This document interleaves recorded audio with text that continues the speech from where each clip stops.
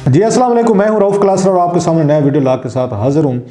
Senate का ये election जो है चेयरमैन के लिए बिल्कुल तैयार है, एक दिन रह गया है, परसों इसका ये मैच पड़ने वाला। जो रुकावटें थी यूसुफ रज़ा गिलानी साहब के लिए वो दूर हो गई, अगरचे आज आज तीन वहाँ पे बड़े एक उनके लिए एक उन्होंने कोशिश की थी पीटीआई ने कि उनको रुकवाने की, उनको उनका जो नोटिफिकेशन उसको रुकवाने की या डिसक्वालीफाई कराने की, उसमें गए। अगेन आपने देखा कि तीन बड़े फैसले थे जो पीटीआई समझे कि शायद उनके खिलाफ हैं। सुप्रीम कोर्ट ऑफ पाकिस्तान में हमने देखा वहाँ से उनके उनके हक़ में कोई फेवरेबल किस्म का फ़ैसला नहीं आ सका डिस्का के हवाले से। फिर ये यूसुफ रज़ा गिलानी साहब का उनका नोटिफिकेशन के हवाले से था कि पीटीआई वाले बड़े एक्टिव थे, उन्होंने जाके कमीशन को कहा कि इनका जो है इनकी हेयरिंग जो पहले कीजिए, और प्लस जो इल्ज़ामात आ रहे थे उनके अगेन उनके बरखुरदार जो हैं उन्होंने वोट खरीदने की जो कोशिश की थी, जिसकी वीडियो सामने आई थी, उस पर भी उन्होंने कहा जनाब कि आप इनको लड़ने से या नोटिफिकेशन ना निकालें, वो भी उनकी नहीं सुनी गई। उसके फिर वो उसके इस्लामाबाद हाई कोर्ट में गए तो वहाँ से भी उनकी वो कहते हैं सुनवाई नहीं है। सो तीन बड़ी मेजर जो हैं वो उस पर लग गए। अब देखना ये है, इस पर बात करेंगे कौन जीतेगा। परसों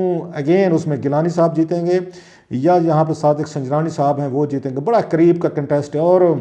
और इस वक्त ये जो पीपल्स पार्टी है, जो पीडीएम है, वो कितनी एग्रेसिवली वो इस बात पे तैयार बैठी है कि अगर इस्टेब्लिशमेंट ने इंटरफेयर की, जो कि नज़र उनका ख्याल है कि उन्होंने वक्ती तौर पर तो कहा था कि नज़र नहीं आ रही, लेकिन अब उनके कैंप में मेरी दो चार लोगों से बात हुई है, वो ये समझते हैं कि नहीं, हम बड़ा इसको कीनली देख रहे हैं, और अगर हमें कहीं से भी थोड़ा सा शक भी न ये पड़ा तो हम इसको सामने ले आएंगे। सो वो भी एक बड़े थ्रेटनिंग और उसमें एग्रेसिव मूड में आ रहे हैं। ये जो है अगेन पीडीएम जो है हौसला जो है उनका, उनकी करेज कहें या उनका उनका उनका मोराइल कहें, आसमान को टच कर रहे हैं। क्योंकि पिछले दिनों में, पिछले कोई आप कह सकते हैं एक आध महीने में ऐसे वाक़यात हुए हैं कि जैसे पीडीएम जो है वो जो अगेन आपको याद होगा लाहौर के जलसे के बाद या उसके बाद उन्हें इस्तीफ़े वगैरह देने थे, वो नहीं दे सके, तो लिहाजा वो बहुत ज़्यादा एक कहते हैं नोज डाइव थे, वो डिमोरलाइज थे, वो भी थे, उनके वर्कर भी थे। अब वो पिछले कुछ अरसे से अचानक उनको राइज हुआ है। डस्का वाला इलेक्शन सामने था, नौशहरा में जीते हैं, एक दो और जिमनी इलेक्शन थे वो जीते हैं। फिर यहाँ यूसुफ रज़ा गिलानी वाला बड़ा एक बिग अपसेट था, उन्हें लगा कि इमरान खान साहब की हुकूमत जो है वो उसको हम अगेन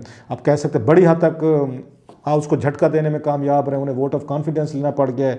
अब सेनेट के लिए जो है वो बड़ा मैच पड़ गया है। तीन जैसे मैंने कहा रुकावटें थी वो आज उनकी हुकूमत की नहीं सुनेगी। सो पीडीएम जो है इस वक्त बिल्कुल अपने उस पर जा रही है, पीक पे और हाई उस पर जा रही है। हुकूमत भी बड़ी अगेन आप कह सकते हैं कि बड़ी उन्होंने कोशिश की कि आप इसको पीडीएम के जो गुब्बारे से हवा थी इसको निकाला जाए। गिलानी साहब से के हवाले से बड़ी जो स्टोरीज थी उनके अगेन हार से रिलेटेड, उनके बाकी इश्यूज जो थे, उनके बेटों के सब चीज़ें जो हैं वो सामने लेकर उन्होंने बड़ी अग्रेसिव कैंपेन की। इमरान खान साहब ने खुद बड़े एक उन्होंने तकरीर की। खैर इसमें तो मैं आता हूँ कि इसमें से कौन जीतेगा और अगेन किसका इसमें चांसेस बन सकते हैं, क्या प्रेडिक्शन करना इस वक्त आसान है या नहीं है।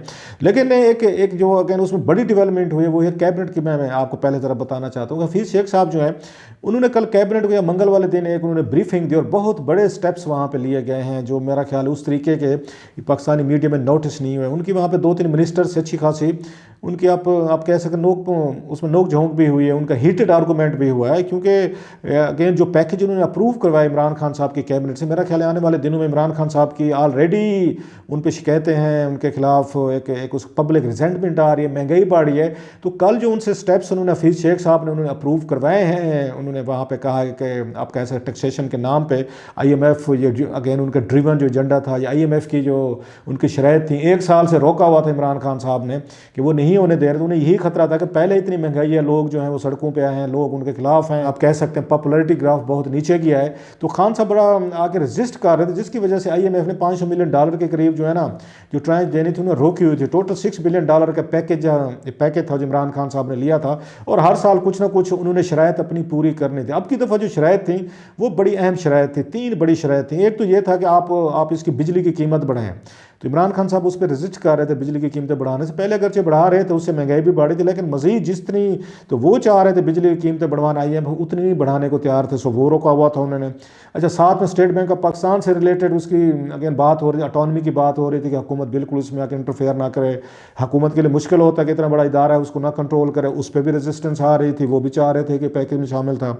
इसके बाद तीसरी जो बड़ी चीज़ थी, नए टैक्सेस भी थे कोई 140 बिलियन रुपीज़ के करीब कहा जा रहा है कि नए टैक्सेस की जो है ना, उन्होंने हफीज़ शेख साहब ने वहाँ से मंजूरी ली है, जो अगले बजट में आएगा, जिसको मिनी बजट आप कह लें, नेक्स्ट कह लें।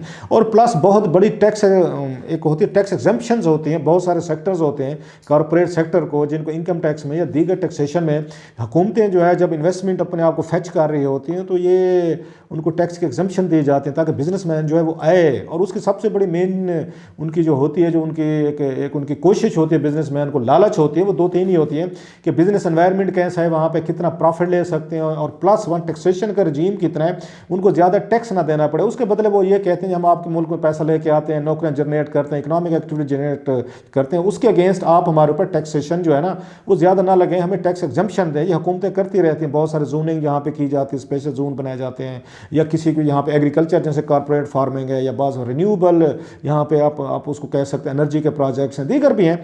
तो उस पर भी वो चाह रहे थे IMF जो है कि ये आप इसको बंद करें, ये ख़त्म करें, टैक्सेशन की जो आपने एग्जम्पशन दी हुई है, जो आपने इनको इस पर ख़त्म करें। अब ये बहुत बड़ा इंतहाई आप कह सकते हैं सेंसिटिव इशू था, और है कंट्रोवर्शियल भी है कि अगर आप सारी चीज़ें हटा लेंगे, बिजनेसमैन कॉर्पोरेट सेक्टर के लोग जो हैं वो बाहर से हैं या लोकल हो, अगर उनकी टैक्सेशन की आपने ये बिलियंस ऑफ रुपीज़ अगर उसमें आप उनसे वापस लेंगे, उनको एक उसको नॉर्मल टैक्सेशन आप उनको रजीम देंगे जो आम लोग देते हैं, उतना टैक्स उनको देना पड़ेगा, तो वो थोड़ा सा सोचेंगे कि भाई साहब फिर हम यहाँ पे क्यों इन्वेस्टमेंट कर रहे हैं, क्यों पैसा लगा रहे हैं अगर हमें उतने पैसे देने पड़ रहे हैं। सो एक बड़ा कंट्रोवर्शियल इशू था और बड़ा मुश्किल था। तो हफीज़ शेख साहब जो है वो कल ये पूरा पैकेज लेकर गए, और हफीज़ शेख साहब ने वहाँ पे कैबिनेट में उन्होंने बहुत सारी चीज़ें अप्रूव करवा लें। उस पर मिनिस्टर जो है कुछ वो उन्होंने हीटेड आर्गूमेंट भी किया, हफीज़ शेख साहब से भी किया, और उन्होंने उसको रजिस्ट किया। टोटल कोई 80 के करीब चेंजेस जो हैं वो लेकर गए थे। तो किसी मेरी उससे वज़ीर से बात हो रही थी, तो हंसते हुए उसने कहा कि लगता है ये हफीज़ शेख साहब गुस्सा कर गए हैं, वो जो सेनेट का इलेक्शन हारे हैं, तो उसके फौरी बाद उन्होंने 2-4 दिन बाद वो लेकर यहाँ पहुँच गए पैकेज के जनाब अली कि ये IMF की शरायतें, ये तकरीबन 80 के करीब उनकी शरायतें, ये आपने पूरी करनी, नहीं करेंगे तो पैसे नहीं मिलेंगे आपको IMF से, ये वो आपको टैक्स की यहाँ पे एग्जम्पशन हैं ये आपने करनी है, ये इतने आपको 140 बिलियन रुपीज़ के करीब कहा जा रहा है टैक्सेशन है वो करनी है, और आपने प्लस बिजली की कीमतें बढ़ाएँ। साहब हफीज़ शेख साहब का तो कुछ स्टेक पे नहीं है, उनको तो वहाँ से पीछे जो है, जो मास्टर्स उनके कहते हैं, जो हुकूमत ये मान चुकी है, तो उन्होंने उनके सामने पेश किया। तो उस पर बड़ा कैबिनेट में बहुत बड़ी लंबी बहस हुई है, जो मेरे ज़राए कह रहे हैं अच्छी खासी, क्योंकि वज़ीर जो है वो फिर परेशान थे, जो इलेक्टेड ख़ास तौर पर जो इलेक्टेड वज़ीर हैं, जो वोट लेके आए हुए हैं, जो नॉन इलेक्टेड हैं उनको तो डैम केयर एटीट्यूड, जी हमारी बला से कोई मरे जी, हमने कौन से लोगों से वोट लेने हैं, या वो अगेन कह सकते हैं टेक्नोक्रेट्स टाइप उन्होंने बिठाए हुए हैं। सो खान साहब जो है अगेन वो भी परेशान थे इस बात पे कि यार कि नहीं करते तो भी मरते हैं, करते हैं तो भी मरते हैं। वो कैच 22 वाली पोजीशन है, या उसने कहा शेक्सपियर वाली बात है, टू बी या नॉट टू बी, कि क्या करें, अगर नहीं करते तो आपके पैसे रुकते हैं, IMF रोकता है, IMF को रुकने का मतलब है फिर आपके डॉलर का मसला बन जाएगा, फिर आपकी यहाँ पे और बड़े प्रॉब्लम खड़े हो जाएंगे जो कि आपके लार्जर इश्यूज़ हैं। खैर तो और अगर करते हैं तो आवाम पहले कह रही है, आप पोजीशन आपके सर पे आई हुई है, आपका सेनेट का इलेक्शन आपके आ रहा है, फिर आपने ज़िमनी इलेक्शन लड़ने, अपोजिशन तो उठाएगी इस मामले को। देखें जी कि खान साहब कहते थे मैं तो IMF के पास नहीं जाऊँगा, IMF को छोड़ें, वो तो सारी की सारी वहाँ पर बैठ के शरायत मानी जा रही है, और बड़ी खौफनाक किस्म की शरायत है जो पाकिस्तान के आपके सोशो इकनॉमिक आपके सेक्टर को हिट करेगी, एग्रीकल्चर को हिट करेगी, रिन्यूएबल आपके एनर्जी जो रिलेटेड प्रोजेक्ट्स हैं उनको करेगी, बिजली कीमत बढ़ने की शक्ल में लोगों के लिए बहुत बड़े प्रॉब्लम होंगे। खैर खान साहब वहाँ पर 2 लोगों ने जो मेरी इतलात अच्छी खासी वहाँ पे उन्होंने बहस की है, और इसी मसले पे सब वज़ीर जैसे मैंने कहा परेशान थे। तो खुसरो बख्तियार साहब ने कहा कि ये चाह रहे थे यहाँ पे कि ये जो एग्रीकल्चर कॉर्पोरेट फार्मिंग जो है इस पे जो टैक्स एग्जम्पशन हमने दिए हैं वो भी विड्रॉ करें, ये भी शामिल था कि ये कॉर्पोरेट सेक्टर जो इन्वेस्टमेंट करना चाहते हैं। उस पर खुसरो बख्तियार साहब ने उस पर उन्होंने रोला डाला, उन्होंने कहा जनाब अली पहले ऑलरेडी जो है हमारे एग्रीकल्चर वो नीचे जा रही है, हम सारी चीज़ें बाहर से मंगवा रहे हैं इस वक्त, आपने गंदम, उसके बाद दालें, काटन, फिर शुगर, ये सारी चीज़ें बाहर से आ रही हैं। इस वक्त एग्रीकल्चर की कॉर्पोरेट फार्मिंग की हमें ज़रूरत है ताकि ज़्यादा आपके यहाँ खुद ये चीज़ें पैदा हों, हमें बाहर से ना मंगवाने पड़ें। अगर आप ये एग्जम्पशन उस विड्रॉ कर लेंगे तो फिर कौन आएगा यहाँ पे, बड़ी कॉर्पोरेशन बड़ी फार्म्स तो नहीं आएंगी। इस पर इमरान खान साहब एग्रीड भी थे, इनके जो ठीक कह रहे हैं, और उन्होंने उसके एग्जम्पशन जो है जो मेरी इतलात है विड्रॉ नहीं होने दी। दूसरा जो था बोर्ड ऑफ इन्वेस्टमेंट के चेयरमैन जो उन्होंने भी ये बात की कि आप इतने स्टेप्स ले रहे हैं, पाकिस्तान को इस वक्त ज़रूरत है इसका कि यहाँ पे इन्वेस्टमेंट हो, लोग हैं एनर्जी में, दीगर इसमें इश्यूज़ में, तो आप तो सारा ये कह रहे करें कि हम इनको विड्रॉ कर रहे हैं। सो उन्होंने चेयरमैन ने भी बड़ी इस पर उन्होंने स्टैंड, लेकिन हफीज़ शेख साहब जो आपको पता है एक ही बात करते होते हैं आगे से, जी ठीक है फिर IMF जो है वो पैसे नहीं देगा। अब इस पर सारे चुप कर जाते हैं, वो नहीं आगे से बोल सकते। सो उन्होंने उनका मुंह चुप करवाया सबका। 12-4 ऐसे थे जिसमें इमरान खान साहब जो है डट गए हैं। मतलब यही कहेंगे, उनके फॉलोअर्स सुन के खुश होंगे कि तकरीबन 76 के करीब शरायत जो आ रही है, बातें सामने आ रही मानी गई हैं। 4 उन्होंने कहा जी अभी नहीं मानते, जिसमें रिन्यूएबल भी है, एग्रीकल्चर भी है, एक दो और भी हैं जो उन्होंने वहाँ पे कहा जी अभी इनको रहने देंगे, अभी इसको उस पर ना करें। सो हफीज़ शेख साहब का जैसे मैंने कहा 2-4 मुझे लोगों ने कहा वजीर बड़े परेशान थे, उन्होंने कहा हफीज़ शेख साहब ने अपनी हार का बदला ले लिया है। उन्होंने कहा फिर हम यहाँ पे बिजली भी महंगी करेंगे, हम टैक्स भी नए लगवाएंगे, एग्जम्पशन भी आपको जो है ना वो ख़त्म की जाएंगी। सो आने वाला इंपैक्ट जो है इसका नज़र आएगा। अब लास्टली आते हैं कि इसका इलेक्शन जो है इसका ये गिलानी साहब का और सादिक सजरानी साहब का बड़ा टफ मैच है।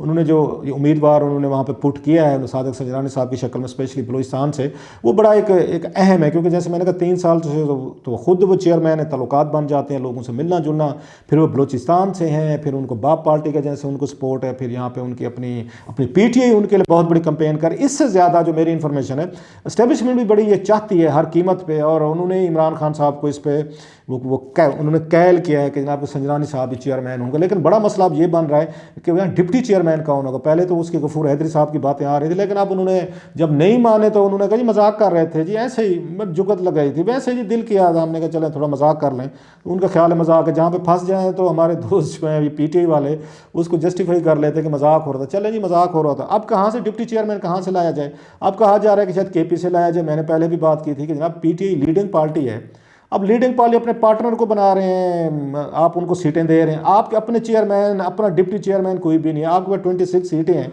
एक बंदा भी ऐसा नहीं है KP से, या आपके उसी को बनवा देना, अब्दुल कादिर को बनवा देना, चले आप उसको डिप्टी चेयरमैन बनवा देना। आप माशाल्लाह 70 करोड़ रुपए की पार्टी थी, अब तो इमरान खान साहब ने उनके गले में वो भी डाल दिया है जनाब, कपड़ा कहें या उनका उनका क्या कहते हैं झंडा कहें, वटेवर जो कहें, तो अब्दुल कादिर साहब को बना देना, डिप्टी भी बना दें। मतलब कोई हर्ज नहीं, बलूचिस्तान से 2 आ सकते हैं, अगर यहाँ नवाज शरीफ साहब यहाँ वज़ीर आज़म हो सकते हैं और वो वहाँ से उनके भाई जो हैं वो वहाँ वज़ीर आला हो सकते हैं। ऐसी कई मिसालें आप भी बना दें।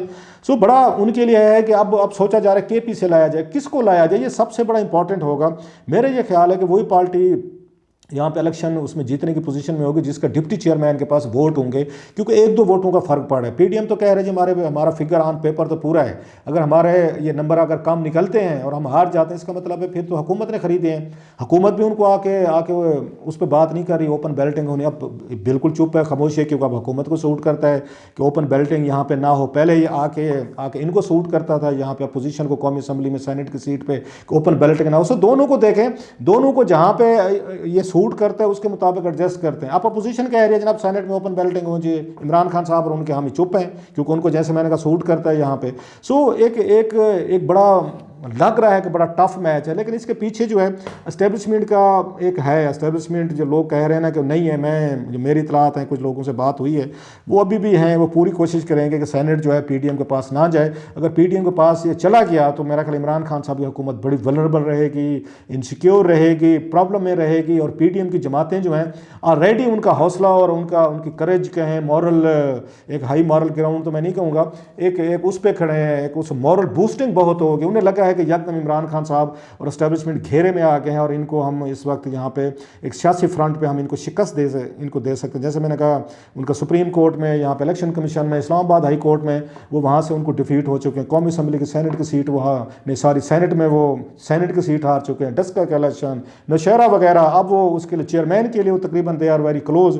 सो उनको लगता है कि अगर ये हमने इनको जीतने दिया और ये जीत गए तो इमरान खान साहब और उनके एस्टेब्लिशमेंट के जो दोस्त हैं पीछे बैठे हुए हैं उनके लिए बहुत बड़ा मुश्किल हो जाएगा फिर कल को नवाज शरीफ, मरियम, पीपल्स पार्टी, बिलावल या इनको जरदारी को हैंडल करना, मैनेज करना। सो उनकी वो डू और डाई वाली है कि हर सूरत में सेनेट का जो इलेक्शन है इसको जीता जाए। अब इसको कैसे जीता जाएगा, वही धांधली होगी, लोग उठाए जाएंगे, पकड़े जाएंगे।